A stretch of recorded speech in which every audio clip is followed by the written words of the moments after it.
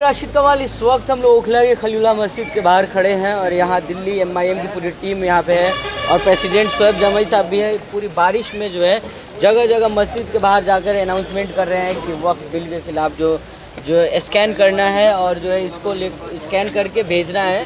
Supreme court का जो कहा गया है कि आप जितने लोग खिलाफ है इसके वो लोग स्कैन करके भेजें। इन तमाम मुद्दों पर चर्चा कर लेंगे। असदुद्दीन ओवैसी के लगातार बयान भी आ रहे हैं। वही शिमला मस्जिद का मामला जो है इस पर भी लगातार इन लोगों ने कांग्रेस पार्टी का घेराव किया था। तमाम मुद्दों पर चर्चा करने से भारी बारिश में जो आप घूम रहे हैं जगह जगह, क्या कुछ कहना चाहेंगे? बारिश हो, तूफ़ान हो या आंधी हो, लेकिन अगर थोड़ा सा आगे आज थोड़ी सी हम कुर्बानी नहीं देंगे तो कल को ये कानून अगर पास हो जाएगा तो जो हालात आज शिमला के मस्जिद में बने वैसे हालात मुल्क भर में देखने का आपको मिलेगा।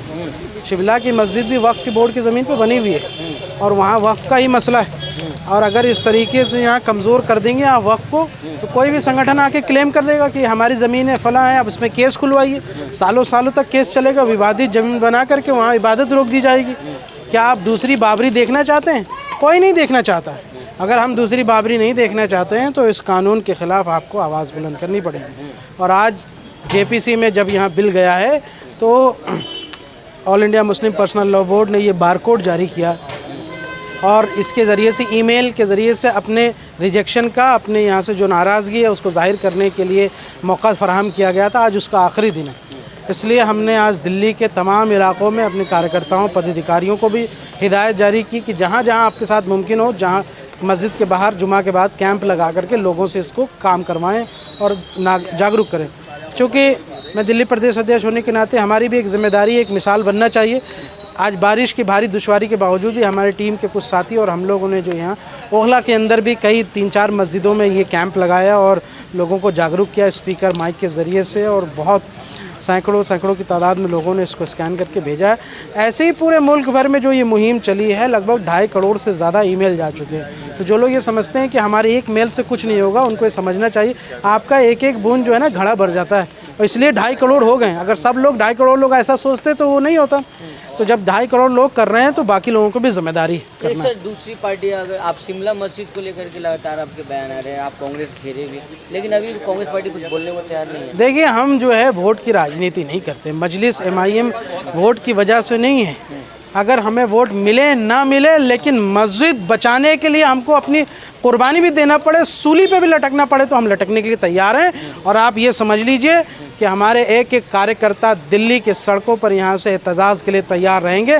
पूरे दिल्ली का मुसलमान तैयार रहेगा अगर ये कानून वापस नहीं होता है तो। इसलिए आप इस बात के लिए इत्मीनान रहिए कि इंशाअल्लाह यहाँ से जब कौम को सड़कों पे उतरने की बारी आएगी तो सड़कों पे भी उतरेंगे। लेकिन अब जो हमें मौका फराहम किया गया था हम उसका इस्तेमाल कर रहे हैं। कांग्रेस पार्टी बोले ना बोले, दूसरी सेकुलर जमात बोले ना बोले, उससे कतई फ़र्क नहीं पड़ता है। ये मामला किसी पार्टी का नहीं है, ये मामला पूरे उम्मत का है, पूरे कौम का है। इसलिए हमारे राष्ट्रीय सदर बैरिस्टर असदुद्दीन ओवैसी साहब ने पार्लियामेंट के ऐवान में ये जो आवाज़ उठाई है वो पूरे मुल्क भर में सुना गया है। आज उसी तहरीक का हिस्सा है जो आप देख रहे हैं मस्जिदों के बाहर चलाया जा रहा है। हम सब उनके सिपाही हैं, मजलिस के सिपाही, अपनी कोशिशें कर रहे हैं। अगर आज बारिश ना हुआ होता है तो हज़ारों हज़ार की तादाद में आज आप एक छोटा एहतजाज भी आप देखते, लेकिन बारिश की दुश्वारी की वजह से वो मुमकिन ना हो सका।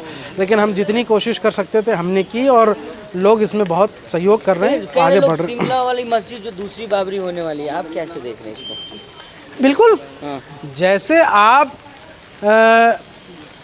इस कानून में क्या है कि भाई मैजिस्ट्रेट जो है ना कोई भी केस खुलवा सकता है। अब तक ये ताकत उसको नहीं थी, वक्फ बोर्ड के ही लोगों की थी और जो इसका एडमिनिस्ट्रेटर है उसकी ताकत थी।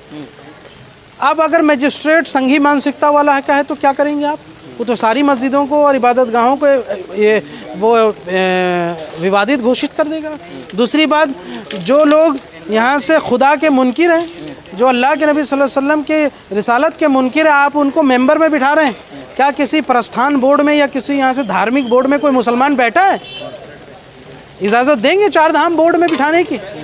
तो जब उनमें नहीं बैठ सकता तो हमारे औकाफ की ज़मीनों के इस मेंबर में यहाँ से क्यों उनको बिठाया जा रहा है? क्या साजिश? और सांसद क्यों बैठेंगे? क्या सरकार के लोग नहीं होते हैं? अभी भी होते हैं। तो ये तमाम वो साजिशें हैं ताकि हुकूमत ये चाहती है कि जगह जगह संगठन इसको यहाँ से एक बहाना बना के हमारी तमाम मस्जिदें, दरगाहों, इबादत गाहों, खानका और यहाँ से कब्रिस्तान पे यहाँ से वो दावा ठोक करके उसको क्लेम करें और वहाँ पे जो है सरपसंद ताकतें यहाँ से एक माहौल क्रिएट करें, पूरे मुल्क भर में मुसलमानों को परेशान किया जाए। ये इस तरह के 40 पेज का वो कानून है, आप उसको पढ़िए। मैं चाहता हूँ कि ये उम्मत को पढ़े और समझे। हम इस पर प्रेस कॉन्फ्रेंस करके भी बताएंगे, लेकिन मोटी मोटी ये बात समझ लीजिए कि ये कानून बहुत ख़तरनाक है और मुसलमानों को बहुत नुकसान पहुँचेगा। औकाफ किसी के बाप की ज़मीन नहीं है, बीजेपी वाले अपने अब्बा के घर से नहीं लाए, कांग्रेस कहाँ बोल रही है इस पे? वो किसी के घर से नहीं ले, ये मुसलमानों की अपनी प्राइवेट प्रॉपर्टी है, ये सरकारी प्रॉपर्टी नहीं है। ये हमारे आबा व अजदाद अपनी ज़मीन है, जो उनके बाप दादाओं की ज़मीनें थी वो अल्लाह के रास्ते में यहाँ से वक्फ किया है, जिस पर यहाँ से तमाम इबादतगाहें बनी हैं। तो ये किसी RSS की ज़मीन नहीं है, ये कोई इस मुल्क की सरकार की ज़मीन नहीं है जो आप अटैच कर लेंगे। ये प्राइवेट ज़मीन है हमारे, और हमारे यहाँ से उम्मत की ज़मीन है। अगर आप इसको छीनने की कोशिश करेंगे तो जितनी ताकत हो सकता है हम उस ताकत के साथ इसका मुजाहिरा करके इस कानून को रोकने की कोशिश करेंगे हिंदुवादी संगठन सर जिस तरह कह रही है कि कब्जाए हुए ज़मीन है, आप लोग कब्जा किए हुए ज़मीन को? कब्जा हुआ है। वफ़ की ज़मीनों पर बड़े बड़े होटल बना दिए गए, वफ़ की ज़मीनों पर मार्केट बना दी गई, वफ़ की ज़मीन पर कैंटोनमेंट बना दी गई, तमाम चीज़ें वफ़ की ज़मीन पर बना दी गई। और DDA कब्ज़ा करती है, MCD कब्ज़ा करती है, ये केजरीवाल की MCD भी कब्ज़ा कर रही है और बीजेपी की DDA भी कब्ज़ा कर रही है। ये बात समझना चाहिए। ये सब एक ही थैली के, कोई छोटा रिचार्ज कोई बड़ा रिचार्ज, ये दुश्मन है हमारे यहाँ से इस कौम के और यहाँ से हमारी लीडरशिप के। तो इसलिए हमें इनके ख़िलाफ़ आवाज़ बुलंद करना है। मज़ीद इंशाअल्लाह जब ये तहरीक आगे बढ़ेगी तो हम आप सबसे गुफ्तगू करेंगे। एक्सप्रेस कॉन्फ्रेंस के माध्यम से भी दिल्ली MIM जो है लोगों को आगाह करेगी। आज आखिरी दिन था इसलिए ये मुहिम चल रही थी, बारिश की वजह से हमें थोड़ा कहीं और भी जाना है। इंशाअल्लाह हम फिर आखिरी सवाल लेंगे, जिस तरह से पूरे देश में MIM पार्टी आज जो है कर रही है, एहतजाज कर रही है, जगह जगह जाके स्कैन करवा रही है, वैसी साहब कह रहे हैं अगर ज़रूरत पड़ी तो सड़क पे, आप भी वही कह रहे हैं? हाँ, यकीनन हम सड़क पे उतरेंगे। हमारे बैरिस्टर साहब ने, हमारे सदर, हमारे कायद ने जो ये बात कही है 100% सच है। और अगर इसके बावजूद भी, इस एहतजाज और स्कैन के बावजूद भी अगर ये कानून में लोग आगे बढ़ते हैं और इसको यहाँ से दोबारा से इसको लाने की कोशिश की जाएगी और यहाँ से इसको जबरन पास कराने की कोशिश की जाएगी तो हम सड़कों पर भी उतरेंगे और इंशाल्लाह सड़क पे उतर के एहतजाज करेंगे। और भी लोग हमारे साथ, क्या कुछ आ गए, क्या कुछ कहना चाहेंगे? जिस तरह से भारी बारिश में आप लोग भीज रहे हैं और इस वक्फ बोर्ड को लेकर के आप स्कैन करवा रहे हैं, क्या फ़र्क पड़ रहा है, लग रहा है कुछ होगा? देखिए, बैरिस्टर साहब ने हमारे दिल्ली प्रदेश अध्यक्ष शोएब जमाई साहब को ये कहा कि इसको कराना है और उन्होंने ख़ुद भी ज़ोर दिया इस चीज़ पे। हम सड़कों पे उतरे हैं, बारिश आए, आंधी आए, तूफ़ान आए, उसके लिए हमारे लिए कोई मायने नहीं रखती है। हमारे लिए कौम के लिए काम करना है, हमें कौम के लिए, हमें जो फ़ायदे की मुफीद की चीज़ें हैं, वक्फ ऐसी चीज़ है जो मुसलमानों की प्रॉपर्टी है, मुसलमानों का उस पर हक़ है, उसको सरकारें अपने कब्ज़े में लेना चाहती हैं। उसके खिलाफ़ हमने ये मुहिम चलाई है और जगह जगह पूरी दिल्ली के अंदर हमने जा कर के ये स्कैन कराया है और मेल कराई है। अल्हम्दुलिल्लाह के 2 करोड़ के आसपास मेल हो चुकी हैं, ऐसी खबर है।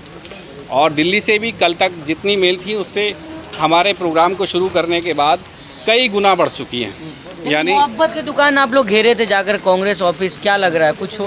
वो लोग तो कुछ बोलने को तैयार है नहीं। कांग्रेस कभी नहीं बोलेगी। कांग्रेस के तो ये सब शुरू किए हुए हैं। कांग्रेस के ही लोग हैं जिन्होंने जसोली मस्जिद का जो मुद्दा उठाया है। वो कौन है शिमला में? वो कौन है? वो कांग्रेस के ही मंत्री हैं।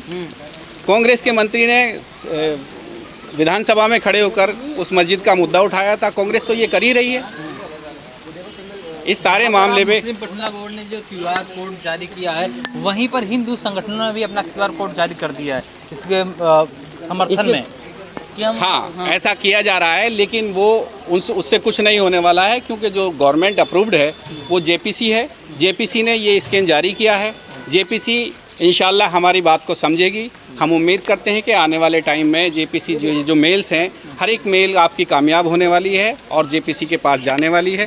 चलिए, आप क्या कुछ कहना चाहेंगे? इतनी बारिश में भीगते हुए आप जो अनाउंसमेंट कर रहे हैं, लोगों से कह रहे हैं कि स्कैन करें, लोग अभी भी लोग आराम से सो रहे हैं घरों में क्या? नहीं, वैसे अभी पिछले 2 रोज़ से कौम में बहुत बेदारी आई है। लोगों ने बहुत आगे बढ़ के हिस्सा लिया है। लेकिन हाँ, पिछले जो और मेहनत होनी चाहिए थी, वो मेहनत में थोड़ी कमी रही।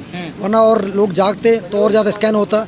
लेकिन अब जैसे आप बार बार कह रहे थे कि कांग्रेस के लिए कुछ नहीं बोल रही है, भाई कांग्रेस और आम आदमी इसके लिए क्यों बोलेंगे? उनका मसला थोड़ी ना है, ये ज़मीन तो हमारे बुजुर्गों की है, हमारी ज़मीनें छीनी जा रही हैं, हमारे कब्रिस्तान छीने जा रहे हैं, हमारी मसाजिदें छीनी जा रही हैं, तो हम बोलना तो हमें ही पड़ेगा। तो हमारे कायद बैरिस्टर असदुद्दीन ओवैसी साहब ने आवाज़ उठाई है और पूरे मुल्क भर में इस जोर शोर से आवाज़ उठ रही है और सभी देख रहे होंगे कि हर मस्जिद के बाहर हमारे साथी